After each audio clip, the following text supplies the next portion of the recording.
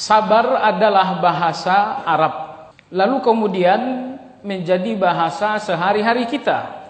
Tidak banyak yang mengetahui arti sesungguhnya dari sabar, meskipun kita semua memahami apa itu sabar. Ulama-ulama kita mengatakan bahwa arti harfiah dari sabar adalah al-habs, artinya menahan, artinya mengendalikan. Itulah arti dari sabar. Artinya dalam pikiran, dalam hati seseorang ada sebuah gejolak yang dimurkai oleh Allah Subhanahu wa taala. Lalu kemudian gejolak itu ditahan, dikendalikan. Itulah yang dimaksud dengan sabar. Kalau diartikan secara bebas, sabar itu berarti melawan, mujahadah. Artinya ada dalam diri seseorang satu gejolak, lalu ia melawan gejolak tersebut. Maka arti harfiah dari sabar adalah menahan atau mengendalikan, tapi dalam pengertian bebas bisa berarti melawan. Penulis berkata, ini insyaallah dikutip dari salah satu tulisan Imam Ibnu Qayyim rahimahullah. Inna Allah subhanahu wa ta'ala ja'ala as-sabra jawadan la yakbu, wa sariman la yanbu, wa jundan ghaliban la yuhzam, wa hisnan hasinan la yuhdam. Masya Allah, itu kata Imam Ibnu Qayyim. Sesungguhnya Allah Subhanahu wa ta'ala menjadikan sabar itu bagaikan kuda yang tidak pernah letih, bagaikan pedang yang tidak pernah tumpul, bagaikan prajurit yang selalu menang dan tidak pernah kalah, bagaikan benteng yang sangat kokoh yang tidak pernah tergoyahkan. Itulah ungkapan Imam Ibnu Qayyim tentang sabar. Kita mulai dari yang pertama. Beliau mengatakan sesungguhnya sabar bagaikan kuda yang tidak pernah letih. Di dalam beragama ini kita dituntut untuk berjalan menuju Allah. Maka Allah berfirman, ihdinas sirata al-mustaqim, berikan kami hidayah kepada jalan yang lurus. Tetapi dalam perjalanan menuju Allah Subhanahu wa ta'ala, Anda membutuhkan kendaraan. Kalau sampai kendaraan Anda dalam perjalanan menuju Allah adalah kendaraan yang mudah letih, perjalanan Anda akan selalu berhenti. Di tengah malam Anda harus berjalan menuju Allah melalui gerbang tahajud. Di siang hari atau di pagi hari Anda harus berjalan menuju Allah melalui gerbang salat duha. Setiap ibadah dan kebaikan adalah gerbang perjalanan menuju Allah Subhanahu wa ta'ala. Nah, perjalanan menuju Allah Tabaraka wa ta'ala membutuhkan kendaraan yang tidak boleh letih agar perjalanan kita tidak berhenti. Lalu Imam Ibnu Qayyim rahimahullah mengatakan, satu-satunya kendaraan yang tidak pernah letih dalam perjalanan menuju Allah adalah sabar.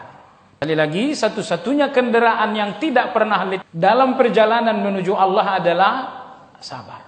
Maka kalau malam hari Anda kehilangan sabar, Anda tidak memiliki kendaraan untuk berjalan menuju Allah. Di waktu zuhur Anda butuh kendaraan untuk berjalan menuju Allah. Tapi kalau Anda tidak punya sabar, Anda kehilangan kendaraan dan Anda nggak akan berjalan menuju Allah Azza wa Jalla. Ini ungkapan yang sangat luar biasa. Maka jemaah sekalian, kata Imam Ibnu Qayyim, kendaraan yang tidak pernah letih dalam perjalanan menuju Allah adalah sabar. Maka jangan biarkan kendaraan Anda, jangan sampai Anda kehilangan sabar, karena itu berarti Anda kehilangan kendaraan yang tidak mungkin letih. Kalau Anda kehilangan sabar tengah malam, berarti Anda berhenti, tidak berjalan menuju Allah. Kalau Anda kehilangan sabar di waktu duha, berarti Anda berhenti, tidak ada kendaraan menuju Allah. Begitupun dengan salat-salat wajib. Maka oleh sebab itu, apa yang ditegaskan oleh Imam Ibnu Qayyim ini kiranya menjadi renungan buat kita semua. Maka beliau mengatakan bahwa kendaraan yang tidak pernah letih dalam perjalanan menuju Allah adalah sabar. Yang kedua, beliau mengatakan wasariman la yanbu, satu-satunya pedang yang tidak pernah tumpul adalah sabar. Apa maksud beliau? Maksud beliau rahimahullahu ta'ala, Perjalanan menuju Allah ini bukan perjalanan yang mudah. Banyak musuh di kanan kiri. Banyak rintangan di kanan dan di kiri. Godaan di kanan dan di kiri. Anda membutuhkan pedang yang tidak boleh tumpul untuk setiap musuh. Karena musuh Anda tidak akan habis sebelum Anda wafat. Dan orang yang mengenal dirinya akan sadar bahwa musuh terbesar itu sesungguhnya adalah diri sendiri. Musuh terbesar Anda bukan fulan, bukan fulan, bukan fulan. Tapi sekiranya Anda mengenali diri Anda baik-baik, akan terkuaklah sebuah rahasia bahwa ternyata musuh terbesar kita adalah diri kita sendiri. Contoh, si fulan ingin berzina, akhirnya berzina. Si fulan ingin kemewahan, akhirnya mencuri. Fulan tidak sabar dengan perilaku orang, akhirnya ia membunuh. Perhatikan jamaah sekalian, bagaimana semua orang hancur oleh keinginannya sendiri. Ingin berzina, membuatnya berzina. Ya, ingin. Maka Anda hancur, saya pun hancur, disebabkan karena keinginan kita sendiri. Maka hati-hati dengan keinginan Anda. Ingat jamaah sekalian, seorang wanita tercantik dunia mengajak Anda berbuat mesum, tapi kalau Anda tidak ingin, enggak akan jadi. Tetapi wanita ini berhasil menggoda Anda dan Anda pun jatuh dalam godaannya ketika Anda ingin. Jadi kehancuran Anda bukan karena dia seorang wanita, karena dia seorang yang cantik, bukan itu kehancuran Anda. Itu hanya jalan. Kehancuran Anda yang pertama adalah bahwa Anda punya keinginan yang ternyata musuh besar bagi Anda. Oleh sebab itu ulama-ulama kita mengatakan seseorang yang tidak melihat dirinya adalah musuh yang berbahaya, berarti dia tidak mengenal dirinya. Sekali lagi, seseorang yang tidak melihat dirinya sebagai musuh yang berbahaya, berarti dia tidak mengenal diri. Apa yang menjadi bahaya dalam diri Anda? Apa yang menjadi musuh dalam diri Anda? Hawa nafsu. Dan Anda tidak menemukan manusia tanpa hawa nafsu. Maka musuh terbesar Anda adalah diri Anda yang dalam bahasa Al-Qur'annya adalah hawa nafsu. Perhatikan orang-orang yang korupsi di Indonesia atau di luar Indonesia. Mereka itu orang-orang pintar. Mereka itu orang-orang yang tingkat pendidikannya di atas kita. Tapi ternyata kepintaran itu akan kalah dengan hawa nafsu. Maka mereka korupsi. Akan kalah dengan hawa nafsu, maka mereka korupsi. Maka oleh sebab itu jemaah sekalian, hati-hati dengan keinginan Anda. Keinginan Anda bahasa agamanya adalah hawa nafsu, maka musuh yang paling besar buat Anda bukan di luar tapi di dalam, yaitu keinginan Anda yang bersifat hawa nafsu. Kapankah keinginan kita dinamakan hawa nafsu? Jawabannya jemaah sekalian, semua keinginan yang tidak menjadi keuntungan di akhirat itu adalah hawa nafsu. Semua keinginan yang tidak akan menjadi keuntungan bagi Anda di akhirat, itu hawa nafsu namanya. Saya pengen uang, hawa nafsu untuk apa dulu? Saya pengen uang karena saya ingin jalan-jalan ke Eropa. Jalan-jalan ke Eropa. Apakah itu akan jadi keuntungan bagi Anda di akhirat? Enggak. Kalau begitu hawa nafsu. Saya ingin uang. Untuk apa? Oh, saya pengen beli baju yang banyak. Yang banyak, bukan beli baju. Kalau baju sekedar baju Anda butuh untuk menutup aurat. Tapi ketika ada banyak, apakah keinginan Anda itu akan menjadi keuntungan di akhirat? Tidak. Kalau begitu, itu adalah hawa nafsu. Maka hawa nafsu ini pun punya tingkatan-tingkatan. Ada hawa nafsu yang membuat seseorang kafir. Ada hawa nafsu yang membuat seseorang berdosa besar. Ada hawa nafsu yang membuat seseorang jatuh kepada dosa. Ada hawa nafsu yang paling rendah adalah hawa nafsu yang membuat seseorang rugi walaupun tidak berdosa. Kau mau ngapain? Saya mau mancing. Mancing ikan? Iya. Rencananya mulai dari jam 7 nanti selesai jam 4 sore. Hawa nafsu. Apakah ada dosanya? Enggak ada dosanya memang. Tapi enggak ada untungnya. Setiap yang tidak menjadi keuntungan sesungguhnya adalah kerugian. Maka hawa nafsu puncaknya adalah kekafiran, yang paling rendah adalah kerugian. Anda tidak memahami nilai dari usia kecuali setelah sampai di depan Allah Azza wa Jalla. Saat ini begitu mudahnya kita menghambur-hamburkan usia kita. Coba lihat orang-orang yang kurang banyak berpikir, Mereka sedih dengan uang yang berkurang, tapi mereka nggak sedih dengan usia yang makin habis. Begitu uang di tabungan berkurang, sedih dia. Kurang berpikir, kurang merenung. Oleh sebab itulah orang-orang yang ma'rifatullah, ma'rifatun nafs, mereka mengenal Allah dan mereka pun mengenal diri. Orang-orang seperti ini, setiap datang hari yang baru, mereka sedih. Mereka sedih karena hari yang baru menunjukkan bahwa saya telah kehilangan, bahwa hidup saya semakin berkurang, usia saya semakin berkurang, semakin habis. Besok matahari terbit, usia berkurang lagi. Esoknya lagi berkurang lagi, berkurang lagi. Maka jangan sampai jamaah sekalian Anda lebih sedih dengan uang yang habis, sementara Anda tidak sedih dengan usia yang makin habis. Uang Anda habis tapi nggak akan habis sepanjang Anda hidup. Maka jamaah sekalian yang saya hormati, Ibnu Qayyim rahimahullahu ta'ala mengatakan, kesabaran kata beliau adalah pedang yang tidak pernah tumpul. Kenapa beliau mengatakan demikian? Karena di depan Anda banyak godaan, di depan Anda banyak rintangan, di depan Anda banyak musuh. Musuh Anda bukan di Israel, walaupun yang di Israel sesungguhnya musuh. Musuh Anda adalah setiap yang membuat Anda jauh dari Allah adalah musuh. Maka kadang-kadang Allah mengatakan, inna min azwajikum wa auladikum aduwwan lakum fahdharu. Sesungguhnya hartamu, istrimu, anakmu adalah musuh bagimu. Kenapa mereka Allah sebutkan sebagai musuh? Jawabannya karena mereka sering melalaikan. Jadi Anda membutuhkan pedang yang tidak boleh tumpul, karena di depan Anda banyak musuh, banyak godaan. Setiap godaan adalah musuh. Setiap godaan adalah musuh. Coba lihat pertempuran melawan hawa nafsu. Kalau seseorang memiliki pedang yang tumpul, makanya dia kalah oleh musuh. Padahal mestinya dia mengalahkan musuh. Maka Imam Ibnu Qayyim rahimahullahu ta'ala mengatakan, setiap orang yang berjalan menuju Allah membutuhkan pedang yang tidak boleh tumpul. Karena musuh di depan Anda pun tidak pernah habis. Dan musuh di depan Anda adalah setiap godaan, setiap rintangan. Dan musuh-musuh ini tidak boleh dikasih toleransi. Anda wajib membabat mereka dengan pedang yang tidak boleh tumpul tadi. Baik, ini yang kedua. Yang ketiga, wajundan ghaliban la yuhzam. Sabar itu bagaikan prajurit yang selalu menang dan tidak pernah kalah.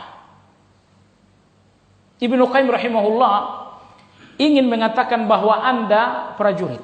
Anda prajurit. Setiap detik pertempuran Anda nggak pernah selesai. Kadang-kadang Anda bertempur melawan syaitan dari luar, tapi yang lebih sering Anda bertempur melawan hawa nafsu dari dalam. Tapi boleh jadi sedetik pun Anda tidak lepas dari pertempuran dengan musuh. Lalu beliau mengatakan, Anda harus menjadi prajurit yang selalu menang dan gak boleh kalah. Kapan? Kalau Anda memiliki sabar. Jadi kekuatan sang prajurit rupanya adalah kesabaran. Kalau Anda memiliki kesabaran yang besar, maka Anda adalah prajurit yang tidak pernah kalah, tetapi selalu menang. Melawan musuh. Apakah musuh bernama hawa nafsu, bernama syaitan, dan lain-lain. Kemudian beliau mengatakan, wahisnan hasinan la yuhdam. Sabar itu kata beliau adalah benteng yang sangat kokoh dan tidak pernah rapuh. Terkadang dalam perjalanan, dalam pertempuran, Anda membutuhkan benteng. Dan karena musuh Anda begitu banyak dan tidak pernah henti-hentinya melakukan serangan, Anda membutuhkan benteng yang gak boleh rapuh. Nah, satu-satunya benteng yang tidak mungkin rapuh, di mana Anda terlindungi di dalam benteng tersebut adalah sabar. Jadi Masya Allah, perhatikan betapa indah Ibnu Qayyim rahimahullah menggambarkan sabar. Sabar itu kendaraan yang tidak pernah letih. Anda membutuhkan kendaraan menuju Allah yang tidak pernah letih, agar perjalanan Anda jangan berhenti. Kendaraan yang tak pernah letih adalah sabar. Sabar itu kata Imam Ibnu Qayyim adalah pedang yang tidak pernah tumpul. Di depanmu banyak musuh berupa godaan dan rintangan. Kau membutuhkan senjata yang tidak pernah tumpul untuk musuh dan godaan-godaan. Satu-satunya pedang yang gak pernah tumpul adalah sabar. Beliau mengatakan, engkau harus menjadi prajurit yang selalu menang dan gak boleh kalah. Tapi kau hanya bisa menang dan tidak pernah kalah disebabkan karena kesabaran dalam dirimu. Engkau membutuhkan benteng yang kokoh di mana engkau benar-benar selamat dari serbuan musuh. Dan tidak ada benteng paling kokoh di mana engkau terlindungi dari segala serbuan musuh lebih dari sabar. Nah, sampai di sini coba bayangkan, kalau Anda tidak punya sabar, berarti Anda tidak punya kendaraan berjalan menuju Allah. Berarti Anda tidak punya pedang untuk melawan musuh. Berarti Anda bukanlah seorang prajurit yang akan menang, tapi akan hancur dan kalah. Berarti Anda kehilangan benteng di mana Anda terlindungi. Lihat betapa fatalnya kalau Anda tidak punya sabar. Oleh sebab itu Nabi kita bersabda sallallahu alaihi wasallam, "Ma a'tallahu 'abdan khairan wa awsa' minas sabar." Allah tidak pernah memberikan yang terbaik dan terluas atau terbesar bagi seorang hamba lebih dari sabar. Berikutnya beliau mengatakan, fahuwa wan nasru akhwani syaqiqan. Sabar dan kemenangan adalah dua saudara kandung yang tidak pernah berpisah. Allahu akbar. Sabar dan kemenangan adalah dua saudara kandung yang tidak pernah berpisah. Kapanpun Anda menang, rebut kemenangan itu dengan sabar. Tentu kemenangan yang dimaksud bukan kemenangan Anda dalam pandangan duniawi, tapi kemenangan yang dimaksud adalah kemenangan Anda dalam kacamata akhirat. Bahkan juga termasuk kemenangan duniawi. Jadi saya katakan sekali lagi, kata Imam Ibnu Qayyim, sabar dan kemenangan dua saudara kandung yang tidak pernah berpisah. Kapanpun Anda sabar, berarti Anda di dalam kemenangan. Maka Nabi sallallahu alaihi wasallam bersabda, "Wa innan nasra ma'as sabar." Sesungguhnya pertolongan Allah datang bersamaan dengan kesabaran. Hadis ini pegang baik-baik. Pertolongan Allah datang bersamaan dengan kesabaran. Kapan Anda sabar? Apakah masih ada sabar? Sepanjang Anda sabar, berarti pertolongan Allah akan datang untuk Anda. Kapan? Kadang-kadang doa kita seolah-olah tidak didengar oleh Allah. Saya udah berdoa agar lepas dari kesulitan ini sudah 3 minggu, sudah 3 tahun, sudah 5 tahun berdoa. Seolah-olah Allah enggak mendengar karena permintaan selama 5 tahun ini enggak juga diberikan oleh Allah Azza wa Jalla. Kenapa Allah menunda doa Anda? Jawabannya agar Anda lebih lama di dalam ujian. Kenapa saya perlu lebih lama dalam ujian? Karena Nabi bersabda dalam hadis Abu Dawud, "Inna lil 'abdi 'indallahi manzilah la yablughuha 'amal, fala yazalu Allah yabtalihi hatta yuballighuhu iyyah."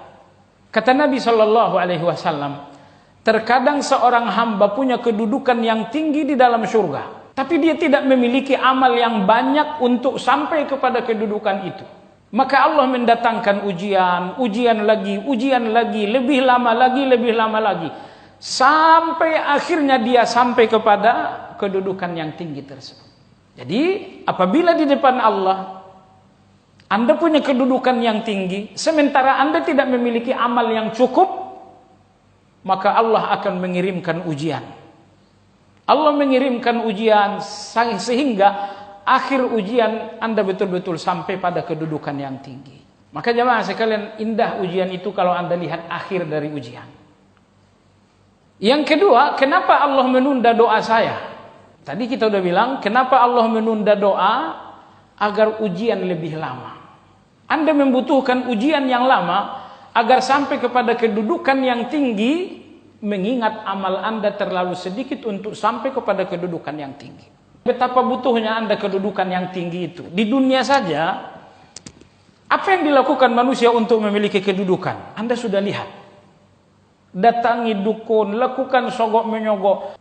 Ada ibadah-ibadah tertentu, Anda tidak mendapatkan ibadah itu kecuali saat doa Anda ditunda oleh Allah Azza wa Jalla. Contohnya apa? Contohnya jamaah sekalian adalah intizarul farj. Artinya menanti kemudahan. Ada orang yang melihat kemudahan itu dengan putus asa. Kata mereka, udah deh selesai urusan. Tapi Anda yang sedang berdoa, artinya adalah Anda yang sedang menanti pemberian Allah. Anda sedang menanti pertolongan Allah. Subhanallah. 3 bulan Anda berdoa meminta pertolongan Allah. 3 bulan pula Allah belum mengasih. Itu berarti 3 bulan Anda menanti pertolongan Allah. 3 bulan Anda menanti pertolongan Allah. Dan Masya Allah jamaah sekalian, betapa agungnya seseorang yang selalu menanti pertolongan Allah siang dan malam, pagi dan sore, menanti-nanti pertolongan Allah. Dia meminta kepada Allah, dia merajuk, dia mengatakan, ya Allah, birahmatika astaghits, ya Allah, hanya rahmatmu yang menjadi pertolongan untukku. Fala takilni ila nafsi tarfata'in, jangan biarkan aku walaupun sekejap mata. Setiap pagi, setiap sore, setiap siang, setiap malam, dia meminta, merajuk kepada Allah yang Maha mendengar. Ibadah berupa menanti pertolongan. Anda enggak rukuk jamaah sekalian, Anda enggak sujud, Anda enggak berdiri. Di dalam hati ini Anda sedang menanti pertolongan Allah. Itu ibadah yang luar biasa. Menanti pertolongan Allah, ibadah yang sangat agung. Kapan Anda menanti pertolongan Allah? Jawabannya ketika doa ditunda. Ketika Allah sedang menunda doa Anda dan Anda terus meminta, ditunda oleh Allah, Anda terus meminta, Allah tunda doa Anda agar Anda semakin lama menanti pertolongan Allah. Semakin lama menanti pertolongan Allah Azza wa Jalla.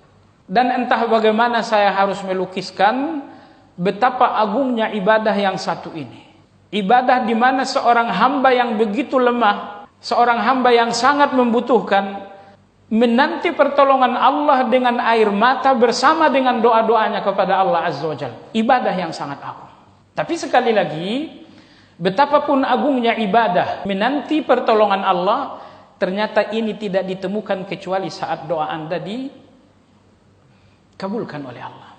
Anda bayangkan, sekiranya jam 12 Anda berdoa, jam 12:05 Allah berikan, Anda kehilangan ibadah yang luar biasa, yaitu ibadah menanti pertolongan Allah.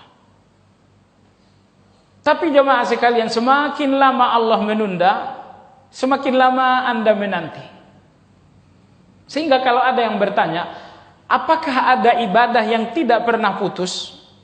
Kalau salat zuhur saya putus dengan salam, salat malam saya putus dengan salam, puasa saya putus dengan berbuka.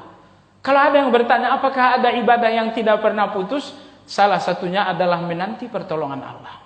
Ya, udah berapa lama kamu berdoa? Saya udah berdoa 3 tahun. Allah udah ngasih, Allah belum ngasih. Terus saya akan terus minta. Saya akan terus minta. Selama 3 tahun non-stop dia menanti pertolongan Allah. Selama 3 tahun pula non-stop ibadah ini luar biasa. Maka oleh sebab itu Allah tunda doa Anda bukan karena Allah enggak melihat keadaan Anda. Allah tunda doa Anda bukan karena Allah enggak kasihan kepada Anda. Allah tunda doa Anda bukan karena Allah enggak punya untuk Anda. Allah tunda doa Anda bukan karena Allah terhalangi oleh sebuah kendala untuk memberi untuk Anda. Tetapi Allah menunda doa Anda agar ada waktu yang lebih banyak untuk menanti pertolongan Allah. Penantian Anda untuk pertolongan Allah adalah ibadah yang sangat luar biasa. Boleh jadi di depan Allah Azza wa Jalla, penantian terhadap pertolongan Allah ini mungkin akan mengalahkan ibadah yang lain-lain. Maka oleh sebab itu jemaah sekalian, ini alasan yang ketiga, kenapa Allah menunda? Kenapa Allah menunda doa seseorang?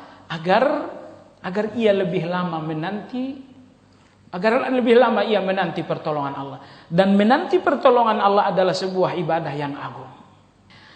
Baiklah jemaah sekalian yang saya hormati, kita lanjutkan. Tadi Imam Ibnu Qayyim rahimahullah mengatakan bahwa sabar dan pertolongan Allah 2 saudara kandung yang tidak pernah berselisih. 2 saudara kandung yang tidak pernah berpisah. Kapanpun Anda sabar, berarti pertolongan sudah dekat. Karena Nabi SAW bersabda, Innan nasra ma'as sabar wa inna ma'al usri yusra. Sesungguhnya pertolongan Allah ada di dalam kesabaran kalian. Dan sesungguhnya kemudahan dari Allah ada di dalam kesulitan kalian. Allahu Akbar. Betapa indahnya Nabi kita memberikan optimisme. Beliau mengatakan, saya ulangi, pertolongan Allah ada di dalam kesabaran kalian. Kemudahan dari Allah ada di dalam kesulitan kalian. Dan luar biasa jemaah sekalian, Allah Subhanahu wa taala Ar-Rauf, Maha Penyayang. Maka Allah menguji seseorang sampai dia letih dalam ujian, tapi dia tetap berharap kepada Allah bahwa ujian ini akan selesai. Ujungnya apa? Ujian ini selesai, Allah berikan pertolongan. Dan ingat, Allah Ar-Rauf, Allah berikan nikmat di akhir ujian, dan nikmat ini membuat ujian ini semuanya hilang. Sekali lagi, ketika Allah menguji seorang hamba, maka di akhir ujian Allah berikan pertolongan yang membuat seluruh ujian itu seolah-olah hilang. Kadang-kadang kita ditolong oleh seseorang, tapi masih ada sesuatu yang gak hilang. Adapun Allah Azza wa Jalla, maka Allah memberikan nikmat di balik kesulitan, sehingga kesulitan ini seolah-olah gak pernah terjadi. Begitu dahsyatnya Allah memberikan pertolongan. Begitu dahsyatnya Allah memberikan nikmat. Maka Allah tidak memberikan pertolongan untuk kesulitan di mana kesulitan itu masih terasa. Enggak. Saatnya Allah berikan Anda pertolongan di balik kesulitan, datanglah pertolongan itu sehingga kesulitan itu seolah-olah enggak pernah ada. Coba dengarkan cerita orang-orang yang berjuang. Berjuang A, berjuang B, akhirnya dia sukses. Saya yakin ketika ia menjalani perjuangan yang sangat lama, dia sangat letih dengan perjuangan ini. Tapi ketika Allah memberikannya sukses, seolah keletihan bertahun-tahun itu enggak ada, terhapus oleh sukses yang Allah berikan. Betapa dahsyatnya Allah Subhanahu wa taala. Maka tidak ada pemberian yang bisa menghapus Anda punya kesulitan kecuali pemberian Allah Azza wa Jalla.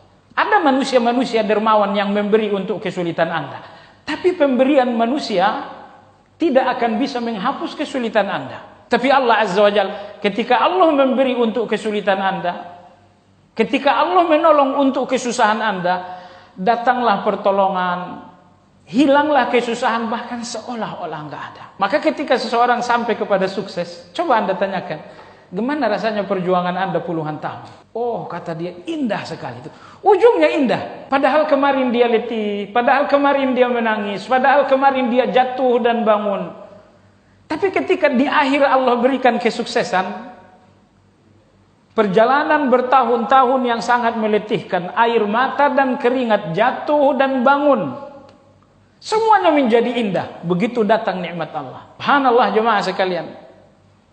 Oleh sebab itu Allah Maha Penyayang. Allah Maha Penyayang.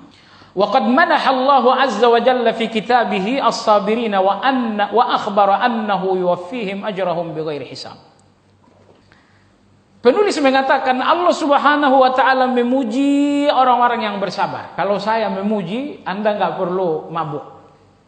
Karena orang yang tercela ini memuji, pujiannya abaikan saja. Tapi Allah Al-Hamid, Allah Maha terpuji. Kalau yang terpuji memuji Anda, maka tidak akan ada celaan lagi. Tapi kalau seorang yang tercela seperti saya memuji Anda nggak perlu mabuk. Pujian yang tercela nggak akan membuat Anda terpuji. Tapi kalau yang Maha terpuji memuji, pastilah Anda akan terpuji.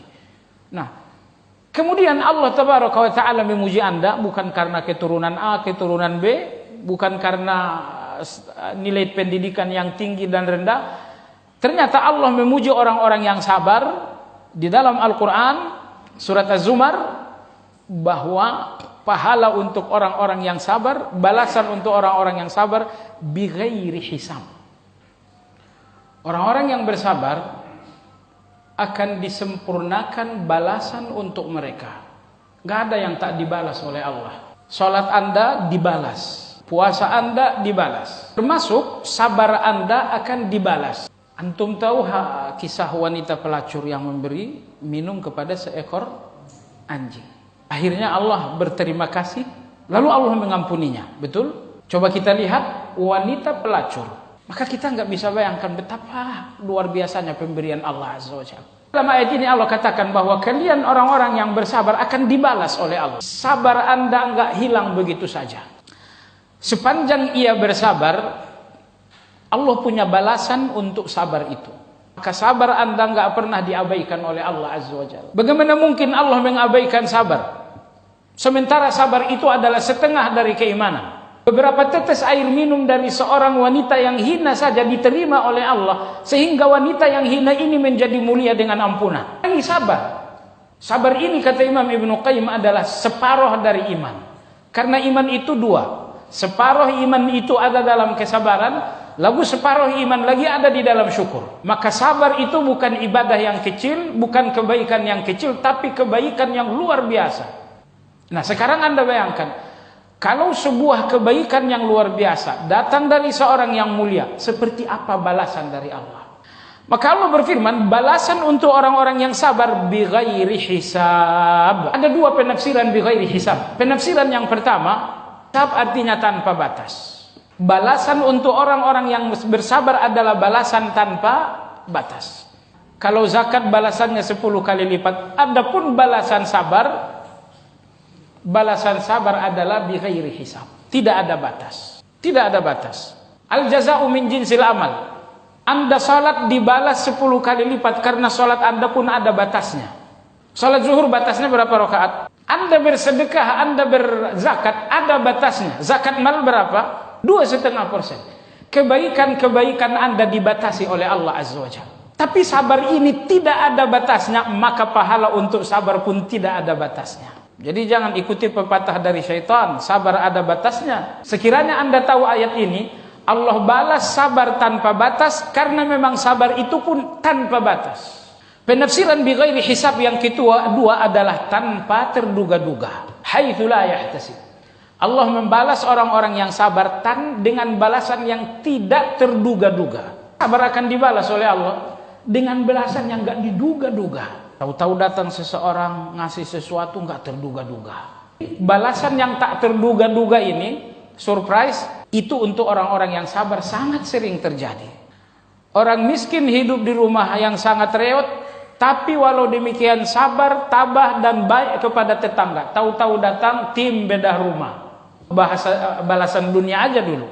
Tetapi tim bedah rumah ini datang, mereka membawa sesuatu yang tidak terduga-duga. Maka jemaah sekalian, untuk orang yang sabar Allah berikan balasan tanpa terhitung, tanpa terbatas, dan Allah berikan mereka balasan tanpa terduga-duga. Kapan pertolongan datang untuk orang yang sabar?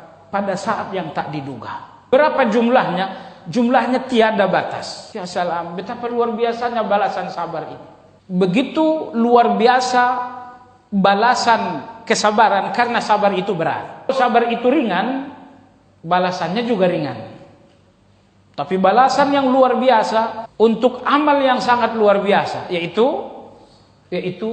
sabar. Sabar itu berat loh, bukan gak berat. Dan Allah menguji sabar Anda di titik lemah Anda. Allah tidak menguji sabar Anda pada titik kekuatan Anda. Maka apa yang menjadi titik kelemahan Anda?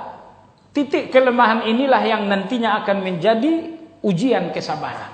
Maka kalau kelemahan seseorang ada pada harta, percayalah akan datang ujian Allah untuk harta. Dan di antara kasih sayang Allah, coba dengar baik-baik, di antara kasih sayang Allah, bahwa Allah menguji manusia sesuai dengan dunianya. Kalau dunia saya dunia bisnis, Allah menguji saya dengan dunia saya tersebut. Kalau dunia saya dunia guru ngaji, Allah menguji saya dengan dunia saya tersebut. Masing-masing kita punya dunia yang berbeda. Dan Allah Maha Penyayang bahwa ujian Allah untuk seseorang sesuai dengan dunianya, agar Anda lebih mudah. Bayangkan kalau Allah menguji Anda dalam hal yang bukan dunia Anda akan kelimpungan, nggak tahu bagaimana menjalaninya. Antara kasih sayang Allah bahwa Allah menguji seseorang sesuai dengan dunianya. Kalau ada seorang bisnismen, pedagang, Allah akan menguji Anda sesuai dengan dunia Anda. Agar apa? Agar Anda lebih mudah untuk menghadapi ujian tersebut. Anda juga bisa mengunjungi Facebook kami di facebook.com/amanahinsanmadani atau bisa tonton kami di youtube.com/sahabatyamima dan follow Twitter kami di twitter.com/@sahabat_yamima.